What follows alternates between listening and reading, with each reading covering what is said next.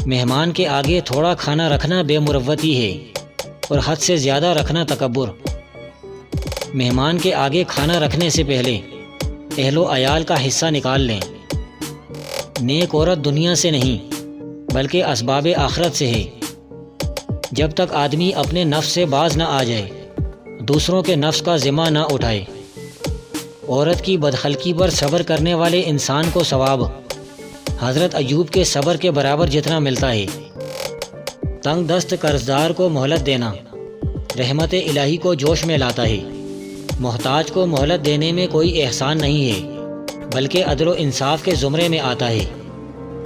اللہ کی دوستی اس آدمی کے دل میں نہیں ہوتی جس کو خلق سے ہمدردی نہیں ہوتی۔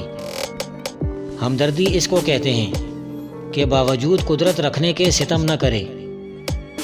دوسروں کے ساتھ زیادہ ہمدردی وہی شخص کر سکتا ہے جو خود زیادہ مصیبتوں میں مبتلا رہ چکا ہو۔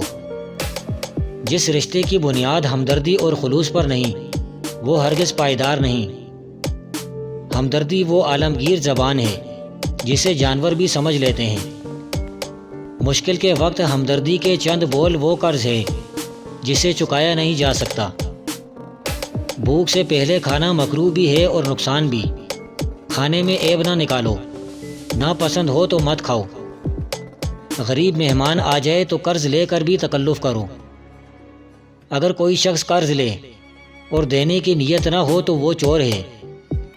وہ دعوت سب سے بدتر ہے جس میں امیر بلائے جائیں اور مسکین نہ بلائے جائیں۔ عورت میں ایک کمزوری ہے جس کا علاج تحمل ہے۔ اسے رنج نہ دینا چاہیے بلکہ اس کا رنج سہنا چاہیے۔ بدعتی، ظالم، فاسق اور متکبر کی دعوت قبول مت کرو۔ 3 لوگ ہمیشہ ضرور رنج میں رہیں گے۔ ایک وہ جو دوسروں کی جیت کو اپنی پریشانی اور دوسروں کی کامیابی کو اپنی ناکامی خیال کرے۔ دوسرے وہ جو قدرت رکھنے کے باوجود نیکی نہ کرے۔ تیسرے جو بغیر سوچے سمجھے ایسا کام کرے جس کا نتیجہ پریشانی ہو۔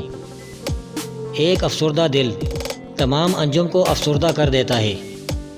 جھوٹے واہ ویلا کرتے ہیں، بڑے ہم خاموش ہوتے ہیں۔ دوسروں کی خوشی اپنے غموں کو تازہ کرتی ہے اور غم اپنے غموں کو ہلکا کرتے ہیں۔ جو شخص دنیا کی لذت میں دلچسپی ظاہر کرے وہ آخرت کی سعادت حاصل کرنے سے محروم رہتا ہے۔ دنیا اور آخرت کی مثال 2 بیویوں کی طرح ہے کہ جب ایک کو راضی کرو تو دوسری ناراض ہو جاتی ہے۔